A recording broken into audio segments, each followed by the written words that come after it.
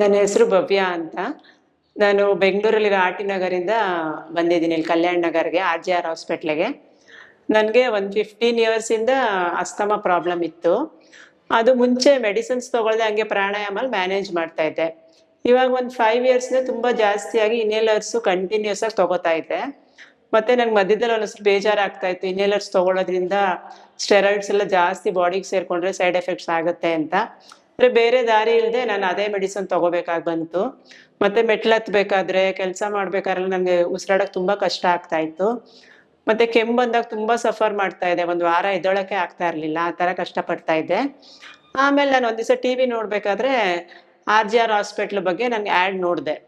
ಅದು ನೋಡ್ಬಿಟ್ಟು ನಾನು ಒಂದ್ಸಲ ಇಲ್ಲಿ ತೋರಿಸಿದ್ರೆ ಏನಾದ್ರು ವಾಸಿ ಆಗುತ್ತೇನೋ ಅಂತ ಒಂದು ಹೋಪ್ ಮೇಲೆ ಇಲ್ಲಿ ನಮ್ಮ ಮನೆಗೆ ಹತ್ರ ಅಂತ ಕಲ್ಯಾಣ್ ನಗರ್ಗೆ ಬಂದೆ. ಇಲ್ಲಿ ಸೌಮ್ಯ ಡಾಕ್ಟರ್ನ ಮೀಟ್ ಮಾಡಿ ಈ ಥರ ಸಿಂಪ್ಟಮ್ಸ್ ಎಲ್ಲ ಹೇಳಿದ್ಮೇಲೆ ಅವರು ಮೆಡಿಸಿನ್ಸ್ ಕೊಟ್ಟರು ನನಗೆ. ವಿತಿನ್ 15 ಡೇಸಲ್ಲೇ ಪರವಾಗಿಲ್ಲ. ಇವಾಗ ನನಗೆ ಆರಾಮಾಗಿದೆ, ಉಸಿರಾಡೋಕ್ಕೆಲ್ಲ ಇನ್ಹೇಲರ್ಸ್ ಎಲ್ಲ ಸ್ಟಾಪ್ ಮಾಡಿದ್ದೀನಿ, ಮತ್ತು ಮೆಡಿಸಿನ್ಸ್ ಎಲ್ಲ ಕಂಟಿನ್ಯೂಸ್ ಆಗಿ ತೊಗೋತಾ ಇದ್ದೀನಿ. ನಂಗೆ ತುಂಬ ಖುಷಿ ಆಯಿತು. ಇವಾಗ ಡಾಕ್ಟ್ರು ಸ್ಟಾಫ್ ಎಲ್ಲ ತುಂಬ ಚೆನ್ನಾಗಿ ನೋಡ್ತಾರೆ, ಮಾತಾಡ್ತಾರೆ.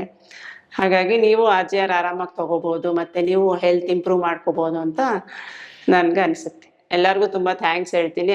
Thank you RJR.